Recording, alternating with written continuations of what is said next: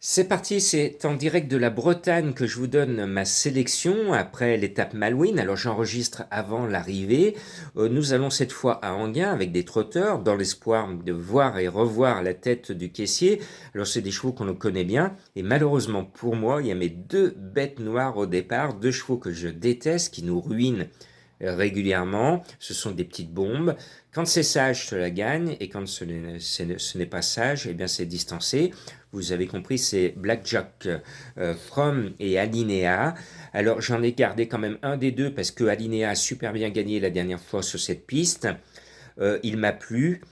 S'il s'achetait une conduite, on pourrait le mettre en base, mais il ne faut pas le prendre en base. Mais en tout cas, je me cours. Je mets le 15. De toute façon, ce sera premier au distancé. Point barre. Après, je vous mets les bons favoris. Là, vous pouvez vous appuyer sur eux. Il y en a trois de bons favoris dans la course, notamment le 13 Dream de Lasserie. Il a brillé récemment dans un quintet référence, il est au top de sa forme, le lot est largement dans ses cordes, tous les feux sont au vert.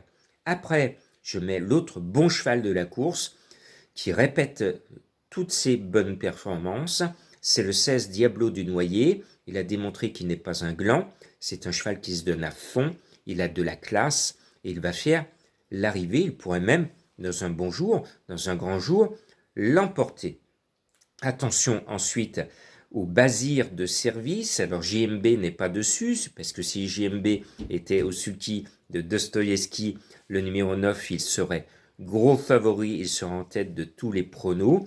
Bon, JMB qui drive peu en ce moment ne se met pas au sulky et laisse Abrivard le mener.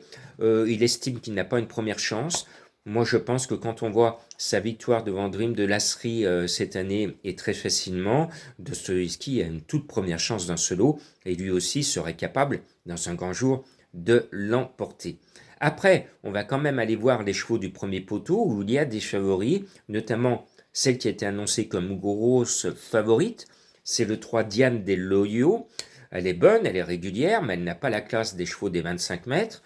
Et je pense que ça va être dur pour elle de l'emporter, mais elle ne va pas taper loin. Voilà. Et puis je reste au premier poteau pour vous donner le cheval de Madame Colombo, qui est en même temps mon coup de cœur, parce que là, elle a vraiment, vraiment raison, de vous donner Clovis Montaval, le 5. Je l'avais repéré la dernière fois avec Franck Nivard. Il a bien couru dans un quintet référence et il n'était pas au top. Là, il monte en progression. Il n'a pas beaucoup couru cette année. À chaque fois qu'il court, il progresse. Donc là, il trouve un super engagement au premier poteau. Franck Nivard va être un peu plus offensif avec lui. Cela veut dire que notre FN est capable d'une grosse, grosse performance. Et il est annoncé bizarrement à 12 contre 1.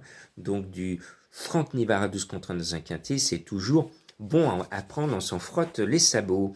Et puis le 6 de Naviva trouve l'engagement de son été, la course est visée, elle ne va pas taper loin.